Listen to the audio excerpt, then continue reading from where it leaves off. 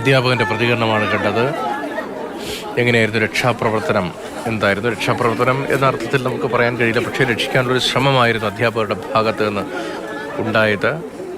ഇത് തകര ഷീറ്റാണ് ഈ 3 ഫേസ് ലൈനിന് തൊട്ട് താഴെ ഉണ്ടായിരുന്നത്. എങ്ങനെ ലൈൻ കമ്പിക്ക് താഴെ ഒരു തകര ഷീറ്റ് വെച്ച നിർമ്മാണം നടന്നു എന്നതാണ് ഏറ്റവും പ്രധാനപ്പെട്ട ഗൗരവമുള്ള വീഴ്ചയും ചോദ്യവും.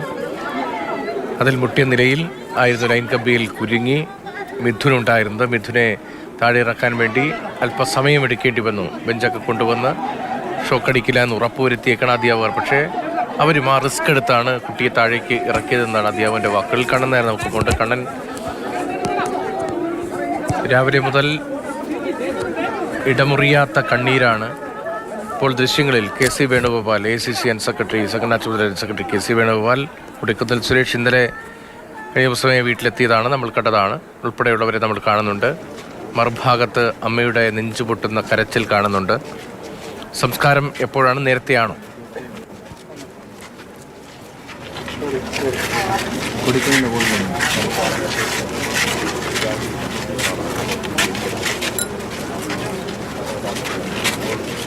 ആദ്യം ആലോചിച്ചിരുന്നത്. പക്ഷേ കാലാവസ്ഥ എതിരാണ്, കാലാവസ്ഥ മോശമായിട്ട് നിൽക്കുന്ന അവസ്ഥയാണ്. അതുകൊണ്ട് തന്നെ സംസ്കാരം നേരത്തെയാക്കുക എന്നുള്ളത് തന്നെയാണ്. അല്പസമയത്തിനുള്ളിൽ മതാചാരപ്രകാരമുള്ള ചടങ്ങുകളിലേക്ക് കടക്കും. അമ്മ വരാൻ വേണ്ടിയാണ് 5 മണിയോടുകൂടി എന്നുള്ളൊരു സമയം വെച്ചിരുന്നത്. ഇന്നലെ തന്നെ ആദ്യത്തെ ആലോചനയിൽ 4 മണിയായിരുന്നു പറഞ്ഞിരുന്നത്. പക്ഷേ അമ്മ എത്തിയ ശേഷം അമ്മ കുഞ്ഞിനെ കണ്ടു. ഇനി കൂടുതൽ നേരം, കാര്യം മരണം നടന്നിട്ട് ഏതാണ്ട് 3 ദിവസത്തേക്ക് അടുക്കുന്നു. ഇനി കൂടുതൽ സമയം മൃതദേഹം വെച്ചുകൊണ്ടിരിക്കേണ്ട എന്നുള്ളതാണ് ഇപ്പോഴുള്ള ഒരു ധാരണ. അതുകൊണ്ട് 4 മണിയോടുകൂടി സംസ്കാരം നടത്താനാണ് തീരുമാനിച്ചിട്ടുള്ളത്. പക്ഷേ ഇപ്പോഴും വലിയ നീണ്ട നിര നമുക്ക് കാണാൻ സാധിക്കുന്നു. നമുക്ക് ദൃശ്യങ്ങളിൽ നിന്ന് കാണാൻ സാധിക്കുന്നത് ACC ജനറൽ സെക്രട്ടറി, സംഘടനാ ചുമതലയുള്ള ജനറൽ സെക്രട്ടറി ഇപ്പോൾ പുഷ്പ അർപ്പിക്കുകയാണ്, അന്തിമോപചാരം അർപ്പിക്കുകയാണ്.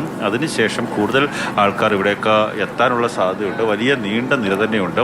അവസാനമായി ആ കുഞ്ഞിനെ ഒരു നോക്ക് കാണുക എന്നുള്ള ഒരു ലക്ഷ്യത്തോടു കൂടി നിൽക്കുന്ന, മഴയെ അവഗണിച്ച് കനത്ത കാലാവസ്ഥാ പ്രശ്നങ്ങളെ അവഗണിച്ചുകൊണ്ടാണ് അവർ കാത്തു നിൽക്കുന്നത്. അവർക്ക് അവസാനമായി ആ കുഞ്ഞിനെ ഒരു നോക്ക് കാണണം.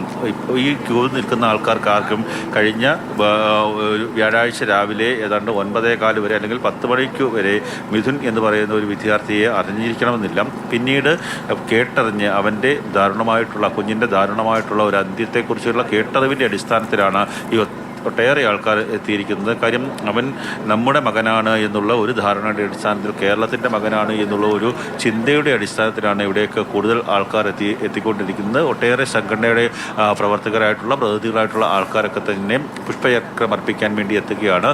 സ്കൂളിലും ഒട്ടേറെ ആൾക്കാരുണ്ടായിരുന്നു. സ്കൂളിലെ കാഴ്ചകൾ നമ്മൾ കണ്ടതാണ്.